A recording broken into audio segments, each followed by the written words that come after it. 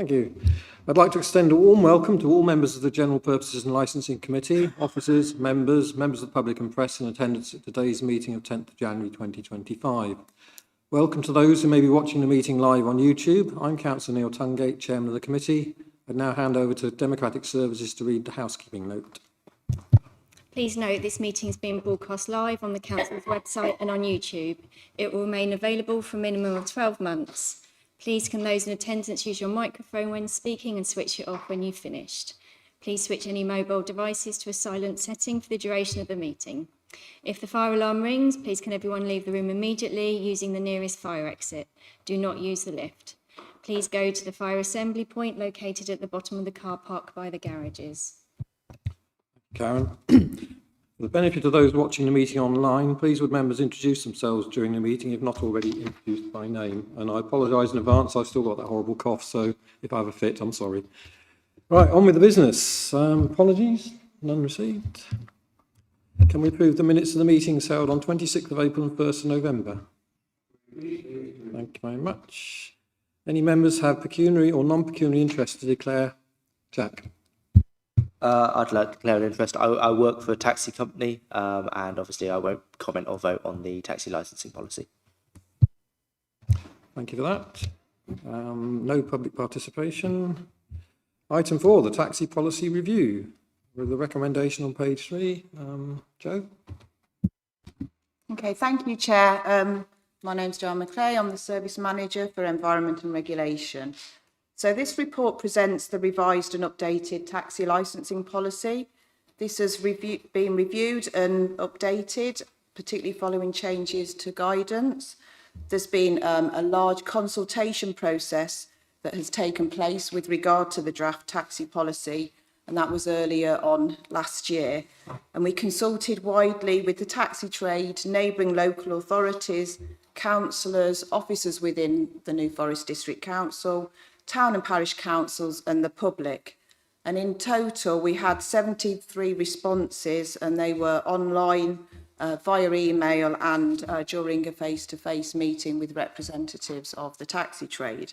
So what you'll see in the report, there was broad agreement with the majority of proposals, those including improvements to drivers' standards, DBS update scheme, fit and proper checks, codes of conduct and licensing conditions.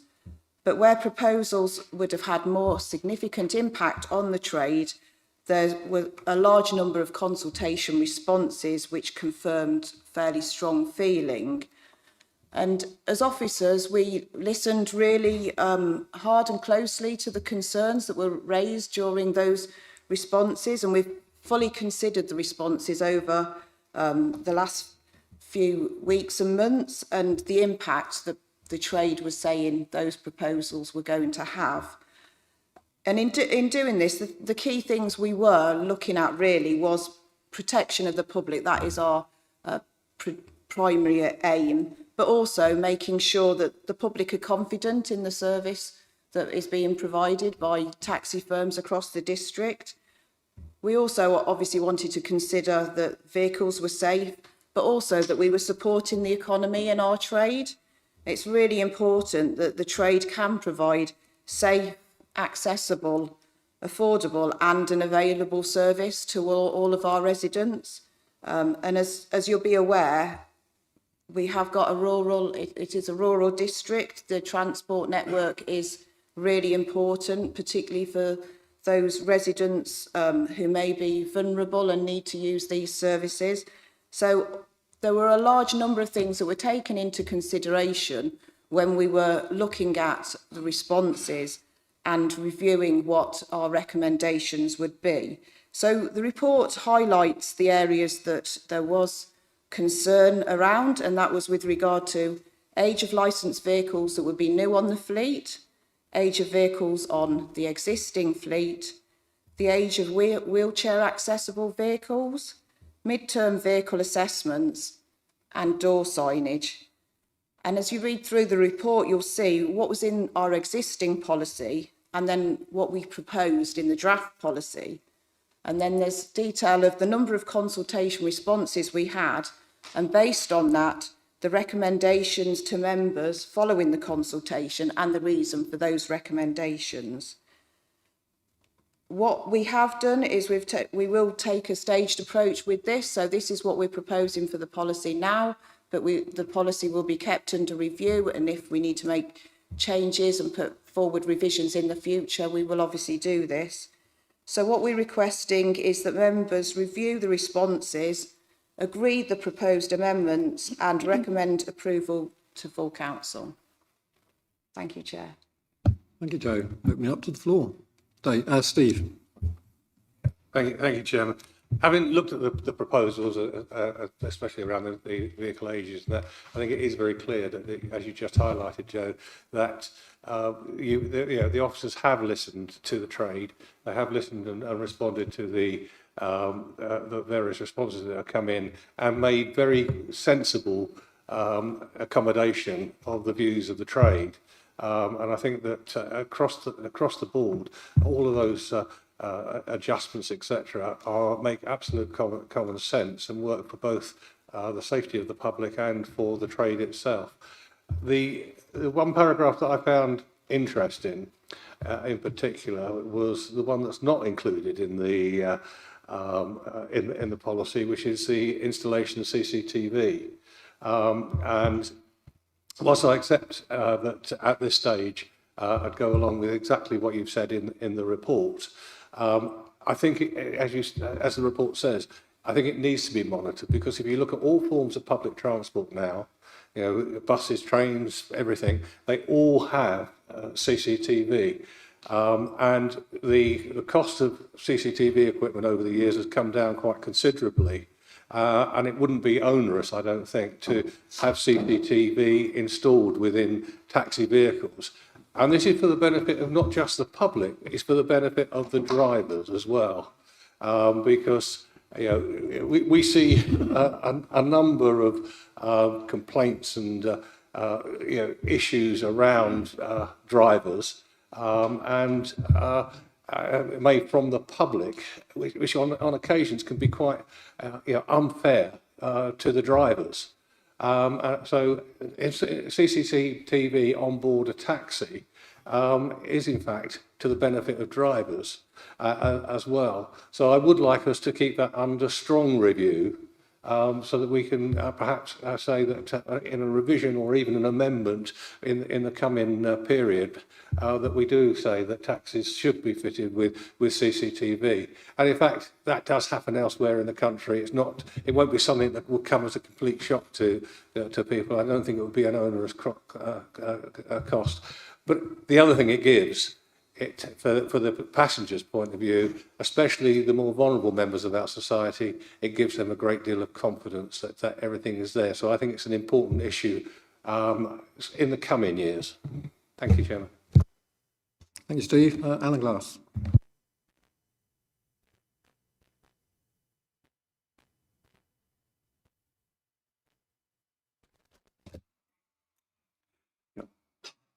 Reading the report, I think it's very good. One thing as a matter of interest I'd like to know, when a vehicle that's used as a taxi reaches 8 years old, what would the approximate mileage of it be? Because they're used day and night.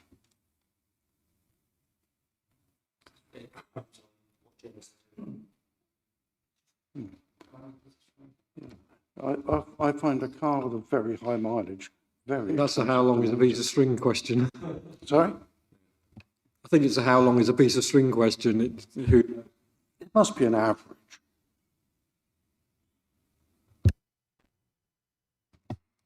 Right. Bill Dowd. Thank you, Chair. I agree with the comments so far about the fact it's a pragmatic response, balancing the prime need for security for the passengers, but also in view of being realistic. So a lot of that I think is absolutely fine. The bit I struggled with, I have to say, is 32, page 9, all about the signage and how it's attached. Now, I consider myself someone who is of at least average intelligence, and my my understanding of language is at least satisfactory. And I had to read it a few times to be clear about how this was relating to the different kinds of sign, how they're attached. Now, the main thing, as far as I'm concerned, is that we need to ensure that the signs that are on the vehicle are attached at all times while that vehicle is licensed, and they should not be removed. So that's the crux of the matter. Language, I think, is important, and we've got a number of terms: attached, affixed. Now, I don't think a lot of people understand the difference in what those terms mean. I would like to see some clarity. I think attached is probably, by and large, the best term to use. And where terms like affixed are used, it does have a different meaning, but also I'm concerned we expect the taxi drivers to understand what their role is and what they need to do.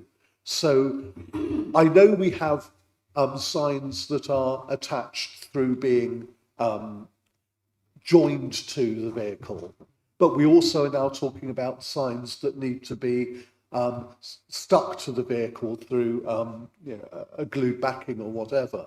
But I think if we can use the word attached, but for clarity, it also needs to state that they should not be removed from the vehicle during the licensing term of that vehicle.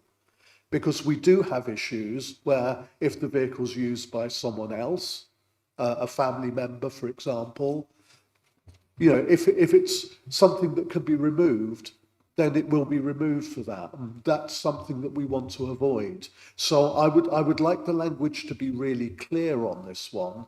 And I think it doesn't matter how it's attached. If we're saying it has to be attached permanently while that vehicle is used as a taxi, that's the thing we need to get across. And I think it's less important than we use words like affix or attached or fixed, because I think that just makes it less clear. So we've got 9.15.1 and we've got 9.15.2 in the policy.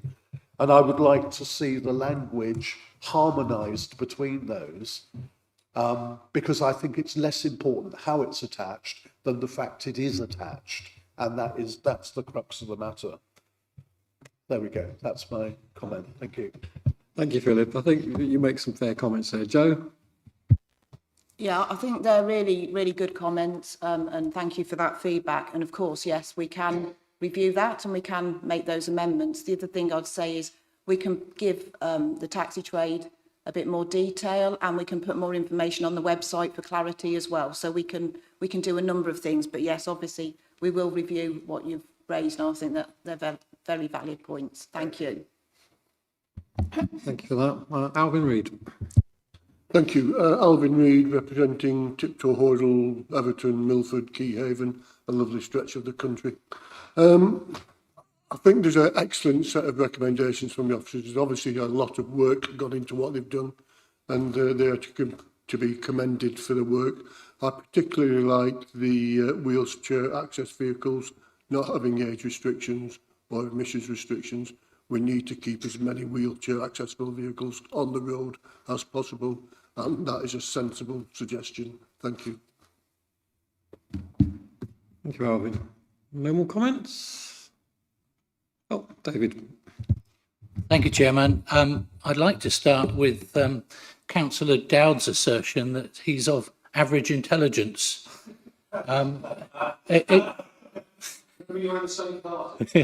Well, it's a requirement for Liberal Democrat councillors. I don't know about the Conservatives.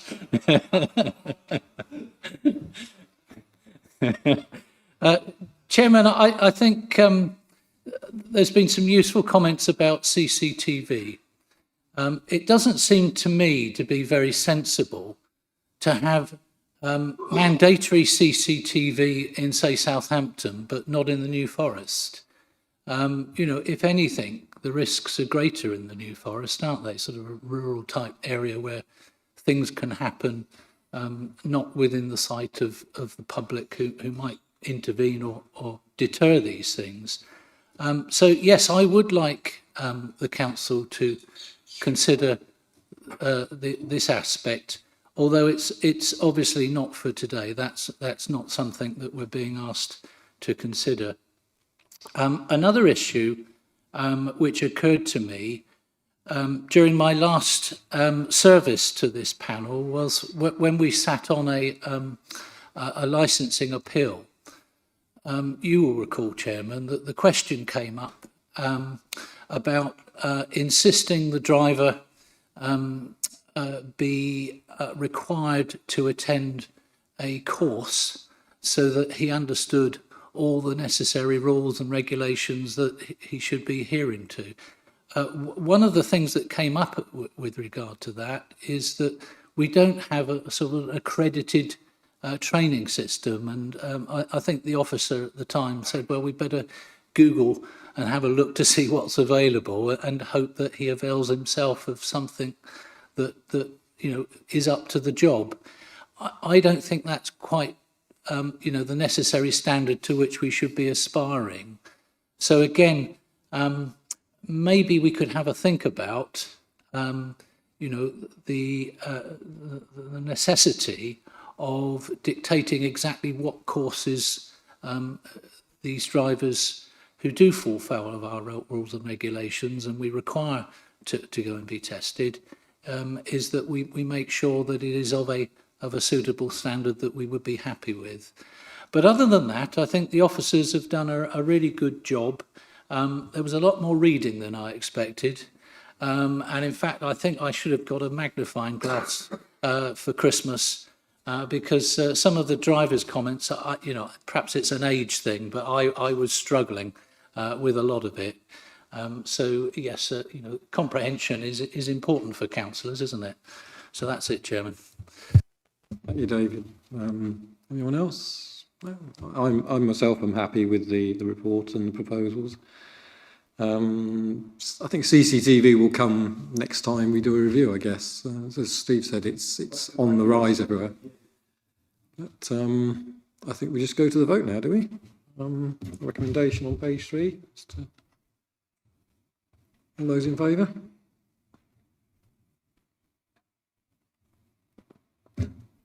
Any against? Abstentions? Janet Richards. Okay, that's passed. Thank you. Item 5, licensing fees and charges. Joe again. Thank you, Chair. This is the review of the licensing fees, so the annual review that we always go through. This is for non-statutory fees and for setting them for 25-26. So as you'll see from the report, it covers a range of licences and registrations from animal welfare, skin piercing, caravans, to taxi, gambling and pavement licensing. So there is a new fee in there for pavement licensing, and that is based on, you'll probably all remember during COVID, there was a temporary licence scheme for pavement licensing to encourage a cafe culture with our businesses and then allow them to provide drinks and food outside in seated areas. That scheme has now been made permanent, so officers have done a detailed assessment of the costs involved in issuing those licences and calculated full cost recovery for that.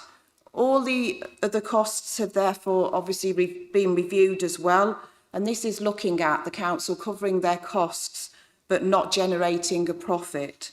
So this, on carrying out these assessments and the review, we've just looked at the cost of administration fees, carrying out inspections, but not enforcement where we're not able to recover those costs. What you'll see is we have amended the fee structure in some of the cases to make it be more accurately reflect these costs. So with regard to animal welfare, you'll see that new applications have got a higher cost than renewal licences for our existing businesses because it actually takes more officer time to carry out the initial licensing process. And also with regard to skin piercing, there's a greater breakdown of the different options to represent the costs involved in delivering those services. Many of these licences are not annual licences, but may be issued over 1, 2 or 3 years. And on there it also says which of the registrations are just a one-off fee.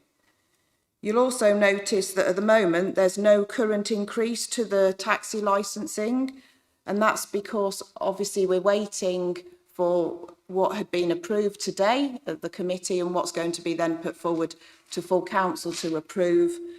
Following that, officers will then do another review of if there's any additional costs involved with regard to delivering those licences. That will be fully calculated, and then there will be a consultation process before those fees are actually approved.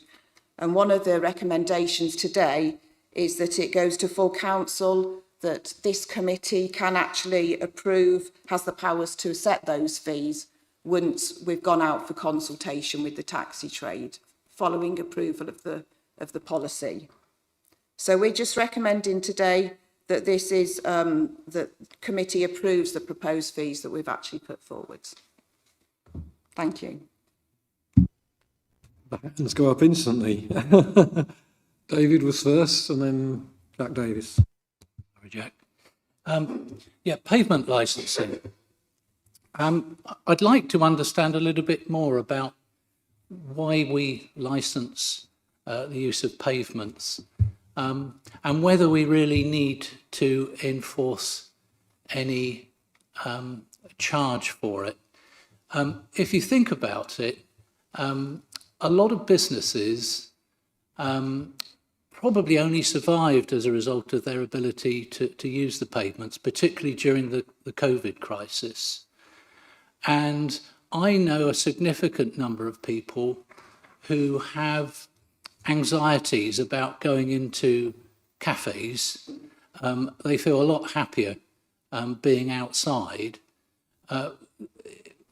Infections such as flu haven't gone away. In fact, we know at the moment that these things are quite virulent amongst the community.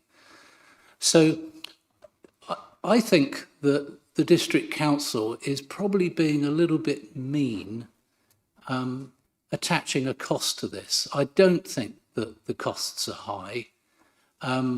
It would show a lot of goodwill towards businesses, which I know my Conservative friends are always very keen on doing.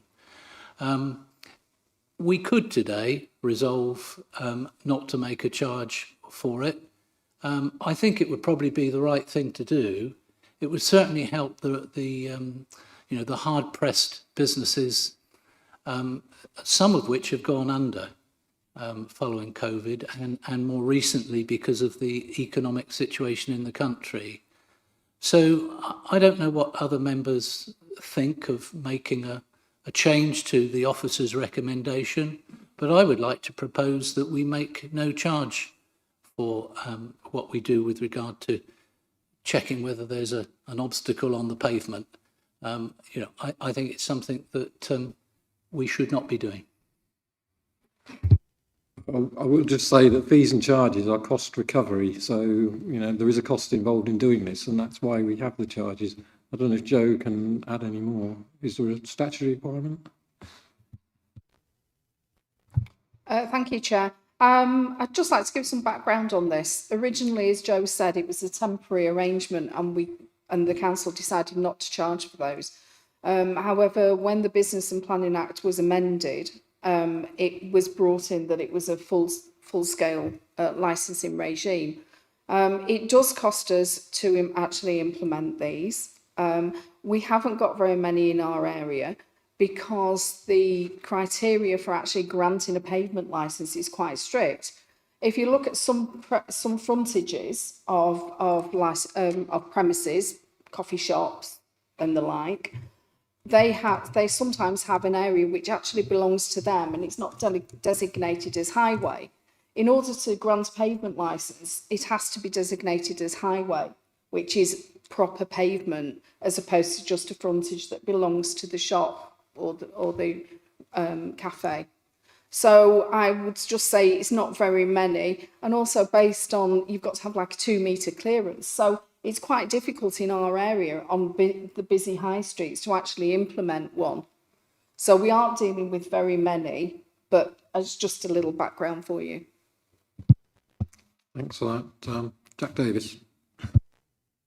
Jack Davis, Pennington. Firstly, I'd like to second Councillor Howson's proposal. I think that's a sensible proposal. But I also want to comment on the alteration of conditions attached to an existing site licence under the caravan site licence fees. It just strikes me as quite a low figure because judging from recent history, it seems like a massive amount of work for officers in something like this, especially when you're dealing with not just the applicants, but also the residents involved. I don't know whether that could be higher to reflect that actually I think nowadays we seem to find that takes up a lot of council time and effort, certainly officer time and effort, and not just us, but obviously there's also other authorities involved if there's a planning issue as well. So I don't know whether that could be something that we could increase, but I would like to second Councillor Howson's proposal. Thank you. If the officers have got any comments. Hi, Ben Stockley. I organise the fees for the caravan site licensing. You're referring to transfer? Alteration of site conditions, as you can see there, Yeah. which I think you proposed for £404, which still seems quite low to me because actually it does seem to be quite every time it happens, it seems to be a really controversial thing that takes a lot of officer time. And Sure. I mean, as Joe mentioned earlier, it's been costed as a cost recovery basis. So, and it's the average licence, I guess. You know, you've got small sites and large sites, and it would reflect the average.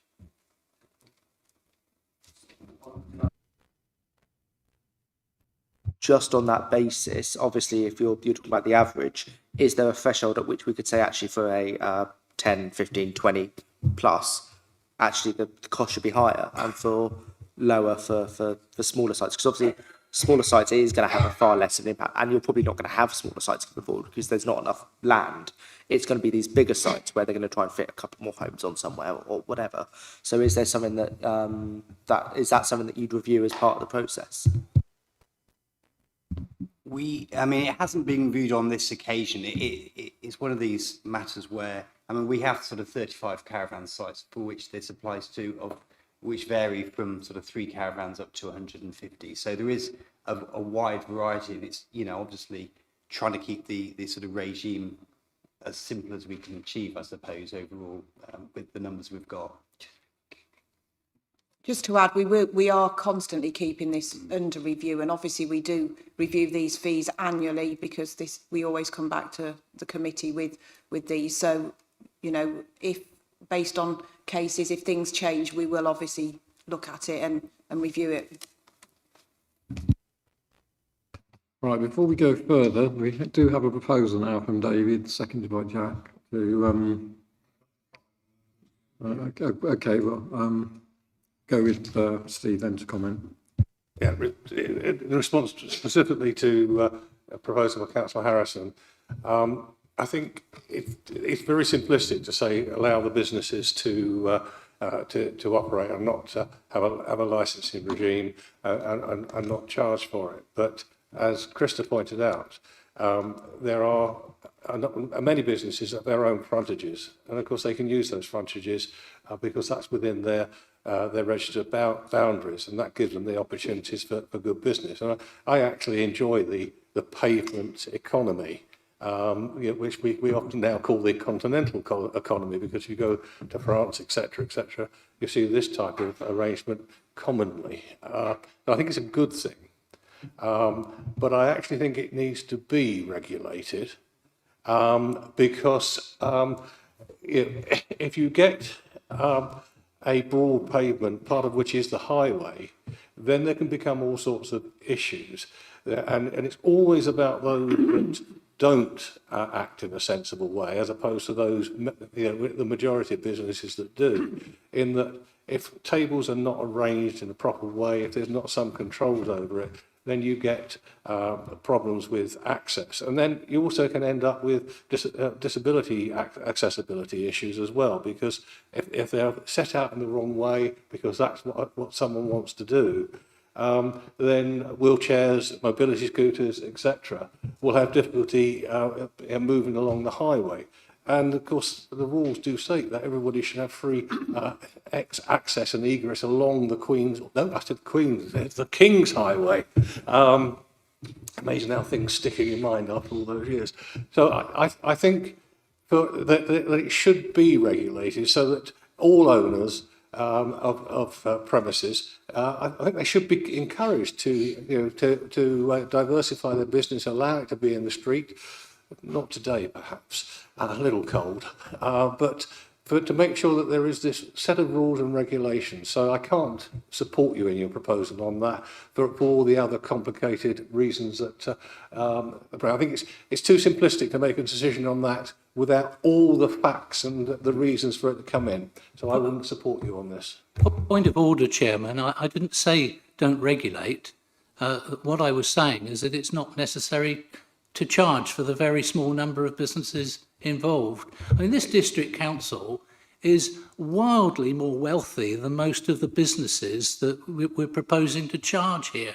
I just think that it would be very helpful, it would send a really good message, and it would be a great piece of goodwill and PR for the council if we decided not to impose this onerous charge on small businesses that are struggling to cope in the economy as it is at the moment. Just come back to that particular point, Chairman. Yeah, the problem is if we start to make an exception on one area, then we need to make exceptions on other areas, because many people would come up with the same arguments.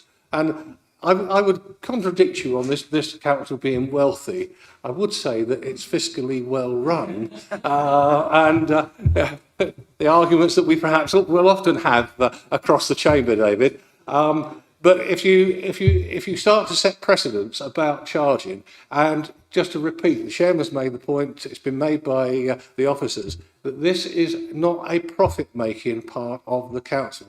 This is about having the costs that all the public of the New Forest have to pay. That's every person would be paying this cost for some businesses. So again, the cost is cost recovery, not profit. So I can't support it. Thanks, Steve. Next, I've got Alan Glass. Thank you. I'm going to agree with a lot of what Steve's just said. I actually use a mobility scooter quite a lot because my legs are pretty useless. Most of the rest of me works. But I've already got problems with getting past things on the pavement, usually cars and lorries and things parked all over the pavement. But if we don't control what is the public highway, we control what we put on the public highway, we're not going to have people even being able to take prams down there. So we have to have an officer looking after it, because if we don't have any control or pay for someone to do it, everyone's going to start putting all sorts of stuff all over the pavement. Chairman, I'm not saying don't regulate it. I'm saying yes, regulate it, but just don't charge. Well, who's going to pay for it? The people that don't use it? I can't agree with this at all. The people who want to use the area, which is supplied and maintained by us, should pay us for the for the pleasure of using it. Thanks, Alan. I have a list here. Jack, you are next. Thank you. So I was going to speak at the end, but I'll speak now. Again, I think there's a significant lack of understanding of the proposal put forward. It's not about not regulating. It's about simply not passing that charge on to businesses. It's a very, let's bear in mind, for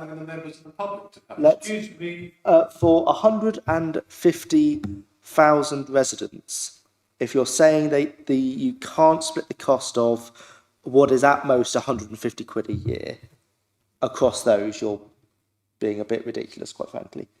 It's not a situation where the council is paying thousands upon thousands of pounds a year to regulate this. We have a very, very, very small amount of businesses, apparently, who undergo this. It's simply about not charging those 2 or 3 businesses a year, perhaps, if we have that much. I'd be surprised if we even have that many applications. So it is very, very, very small figures, and it's just simply about not passing that burden on. So I just think you need to understand the proposal, which is simply not to pass that figure on, rather than not regulate it. It's still going to be regulated by NFDC. This is a very, very, very tiny section of what NFDC does, and it's simply about not passing that on. So I think it's a very sensible proposal, and I think I would urge councillors to listen and to support it. Thank you. Thank you, Jack. The point is, this is cost recovery. If you're going to say we don't charge for that, then the cost falls on the overall taxpayer. And I agree with you, it's not a lot per se, but if you start with one, as Steve said, where do you go next? What's the next one? That's not going to stop you asking for one next. Right, next on my list is Colin. Thank you very much, Chair. Looking and listening to both sides at the moment, I do agree on some of the points that's been discussed there, but I do agree with the proposal because this council should be in a position right now to support local businesses. And by passing that extra fee onto local businesses, I think could jeopardise a lot of small businesses closing down. In Leamington alone on the high street on a Saturday is quite busy. And coming in from the hospitality business myself, I can see that a lot of businesses, they do utilise the pavement. I did a survey there a few years ago for the local council where there was 135 A-boards on the high street. Half of them actually were for the local businesses and cafes because they're off the high streets. So they need to be able to advertise on this area. Those people that actually use the cafes and everything else, I mean, it's just a social aspect. Now, those people that actually bring those businesses to the high street, it's very important for the local high street to survive. This council, like as I said, it's in a position where we make this decision today that if we pass that fee on to the local businesses once again, it's going to jeopardise a lot of more local businesses and family businesses that actually support the local cafes. I mean, we all know this year alone that the national insurance is going up and the minimum pay is going up, and that's going to have a big effect on, again, local cafes and businesses and pubs and everything else in our local high street. And all I can see from this is that if we actually add this charge to the charges that are already subscribed to the businesses, it's going to shut more and more businesses down. And as a council, we've said many a time that we're here to support that local council. And I know I understand from the Conservatives here that, you know, it's a cost recovery. But at the end of the day, like this council they're in a position where they can actually subsidise that cost. They can regulate it. But if people then maybe, for example, if they decide to jeopardise themselves, or maybe if they decide to go above and beyond, put maybe 2 or 3 A-boards out, or more benches or seats, maybe then that's where the council can intervene and say, right, okay, look, you're actually going above this, maybe then we can charge. But for right now, I have to go with the proposal with Councillor Jack Davis and David there. I have to actually state that this council should actually review that, because you're going to shut more businesses down. If this, you know, I'm actually proposing, same as David. Thank you. Thanks, Colin. I'm informed there are actually only 6 pavement licences across the whole of the forest, so it's hardly a big issue. It's not going to put lots of businesses out of business. If you've got a comment on that, Steve. I do. I don't think it's a matter of how many businesses. It's the precedent. And if we say we don't charge for this, and businesses realise that, we could have many more businesses coming in. And I just repeat, it's about cost recovery. These are not extortionate charges. It's actually part of it should be considered part of the business cost. And you know, if we start to say not charging for this, animal welfare. Well, you know, we haven't got that many businesses here. Why should we don't need to charge for that? So if you don't have to pay for a license, I'll apply to look after dogs and cats and things like that. I think it's a dangerous path to go down, to set a precedent where we don't charge for, cost recovery on one area, but we will on another. And on what grounds are we saying it's bad for business for one business and it's okay for another business? It has to be fair and proportionate across the board, that if there is a cost in providing a statutory licence, and this is the law of the land that we're complying with, and we're following national rules in terms of how we assess cost, so that the costs are not unreasonable, that we should, as a council, recover reasonable costs from all people who actually necessitate that cost recovery process through the licensing position. And if we don't follow that set of consistent guidelines, we are unfair to the people of the New Forest. Thank you, Steve. Dave Hawkins, next. Thank you. At long last. I agree with the proposal, because at the moment businesses are being smacked from all sides by our beautiful government that's making them pay rather than the taxpayer pay more taxes. But in the end, we're going to pay anyway. But we have to make business survive, because if we don't have businesses, we don't have an economy. So therefore, it's not going to break the bank of New Forest or anywhere else. So I think the proposal is good, sensible at this point in time. Thank you. Alvin Reid. Thank you, Mr. Chairman. I think we all agree that this should be regulated. There should be regulations applied. And I don't think there's any doubt that we all agree to that. Where should the cost lie? Should the cost lie on the general taxpayer, or should they lie on the person who's using the service or providing the service? Clearly, I don't want to pay for something I don't use and would never use. I don't want to sit in a smelly high street drinking tea. Don't drink coffee, of course. So why should the general taxpayer pay? I think the costs should be borne where they fall. And I can't support your proposal, David, because I think that those who provide the service should be paying for the privilege of providing that service. Thank you. I've got Alan Glass wanted to come back. Thank you. I think something that has been overlooked in saying how cheap it is to administer this is the fact that once you've granted the licence, someone has to keep an eye on it occasionally to make sure they're sticking within the terms of the licence. So it's not one visit over. It's someone is going to have to go around and check that the tables aren't spreading a little bit off where they've got a licensed agreement. Because going back to access, you've got to keep the pavements clear. We're not talking about shop frontages. Put your tables and chairs out there.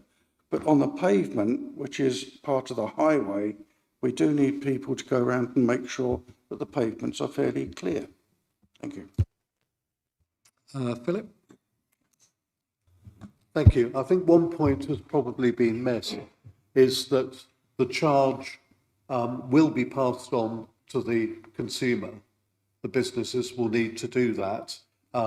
So I think I'm a great believer in consistency.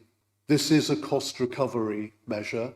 So to my mind, it fits in with the policy for licensing there.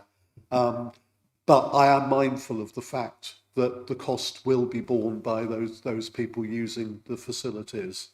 Nevertheless, I think the fact that this is able to go ahead, because we were concerned it was going to be temporary just during COVID. So I think the benefit to the community for these businesses being able to use the outside space, I think far outweighs the cost of regulating it. So I'm happy to support the original proposal because I think by and large it will actually benefit our community. Thank you, Chair. Go on, David, sum up. Thank you for letting me sum up, Chairman. I mean, I think it's been a very good debate this morning. And if I might say so, it's quite rare to get a debate going on the General Purposes and Licensing Committee, because it's all too easy to go along with our professional officers who understand the job much better than we do, with all respects to my colleagues. And the fact is that this can be quite a dry subject a lot of the time. But I think that sometimes you have to sort of put a context. And this is what councillors bring to the party. We understand that sometimes it's not just about having an entirely consistent set of policies and following the usual rules and worrying about setting a precedent. We are representatives of the people, and some of those people run businesses in the New Forest. And if those businesses fail for whatever reasons, because of bureaucracy or taxation or the state of the economy, we lose those businesses. And I would put it to you that if we lose one single business as a result of tipping over the edge with taxation, I think that deals with Councillor Reid's point. We lose more money as a result of that lost business than we ever would writing off this small charge that we make. So it's never a one-way argument, is this? So, Chairman, I ask that it's put to the vote, and I would like to see us putting this through, because it would send a very, very good and strong message of this council's commitment to the local business community. Thank you, Chairman. Thank you, David. Right, I will go to a vote now. So David's proposal is that we do not charge for pavement licences. All those in favour of that? 1, 2, 3, 4. All against? 1, 2, 3, 4, 5, 6, 7, 8. Lots. Right, that fails, Dave. It's all right, I'll Sorry. win anyway. But it was a good debate, as you say. That was really worth talking about. Now we need to go to the recommendations, I guess. Oh, sorry. Oh. We've only done one part of the report, unfortunately, because I agree it's a good debate. It's always part of today's challenge. So I always enjoy that, David. But just to raise some issues, other issues on the report. Paragraph 15 in the report, skin piercing fees, it might be going slightly away from the total subject there, but there is an awful lot of publicity at the moment around establishments that provide cosmetic, and this is obviously part of cosmetic regulation as well. And I noticed that we license both practitioner and premises, and some of the stuff that I've seen reported in the press is obviously about the professional skills and abilities of the practitioners. So it's just a question as to what qualifications do we have to look at, and how do we actually look at the skills of practitioners? Because clearly anything that sort of pierces the skin of a human being can have significant consequences. So it's about how well we're looking at the skills and abilities of the practitioners, because I think it's an important public health and a public safety issue. Thank you.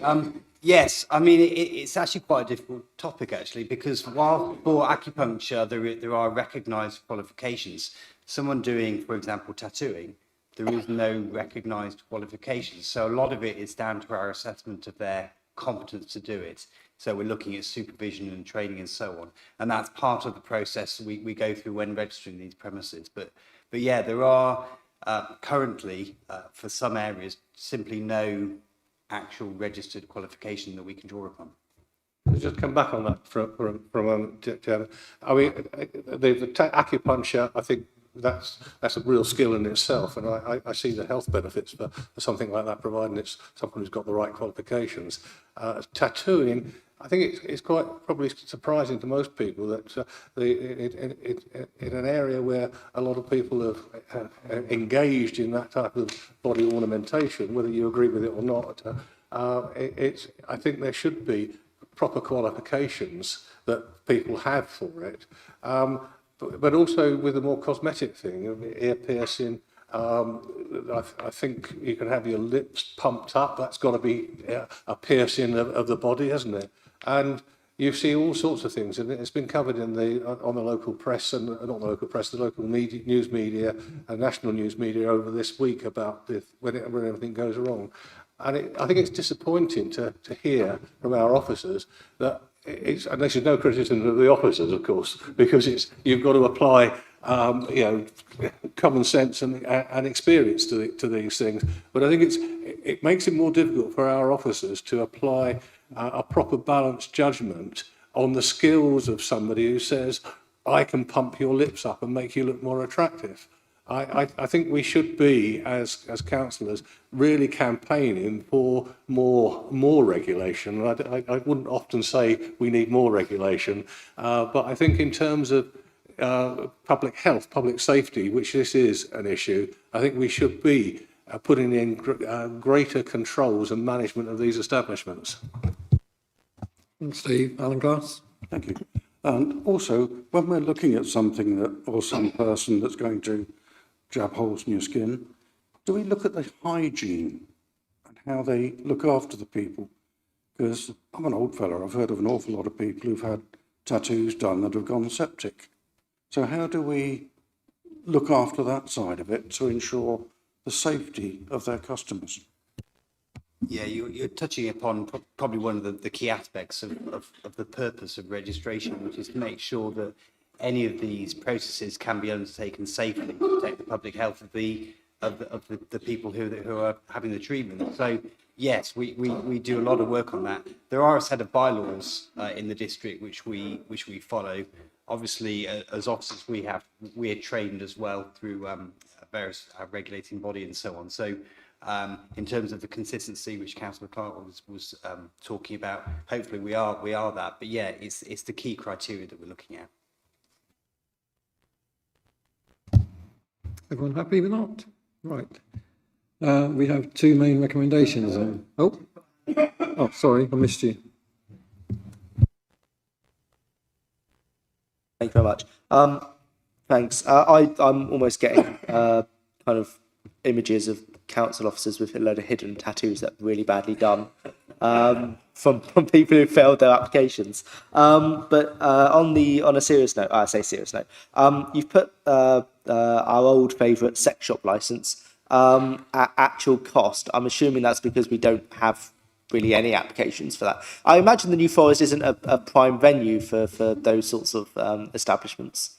I just wonder if what is the average cost? Not looking to set one up. I'm just wondering what the average cost is. Yes, in my time here, which is 7 years now, we've only had one sex shop application. I think there was one prior to me being here. And yeah, it's actual costs because there's quite a lot of advertising needs to take place. Then you need to have a hearing. So it can run into hundreds of pounds. So it has to be actual cost. But yes. I can give you the forms. Yeah, this is fine. So yeah, it is not something that is, and also because of the nature of the business now, there's an awful lot online. In fact, the business that we did have was an online business, but they wanted a retail shop as well, which is where we come into licensing. And then that has gone now, so they've decided not to run with that. I think because the nature of online businesses has taken over in that area of retail. Thank you. I just think it shows the diversity of the job you do, from taxis to sex shops. It's it's quite a broad spectrum. Maybe a taxi to the sex shop. Or I can provide you a fixed fare for that. Jack would have a peculiar interest there. Right, are we done with discussing oddball parts of the fees and charges? We have two recommendations. Number one, that the GPL committee recommend the council approves the proposed fees and charges for financial year 25-26 as set out in Appendix 1. All in favour? So just about everyone.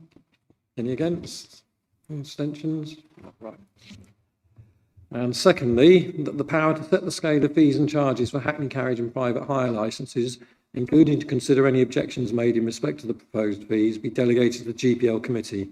That allows us to actually do it and not wait till the next full council, which puts even more delay into things. So everyone happy with that?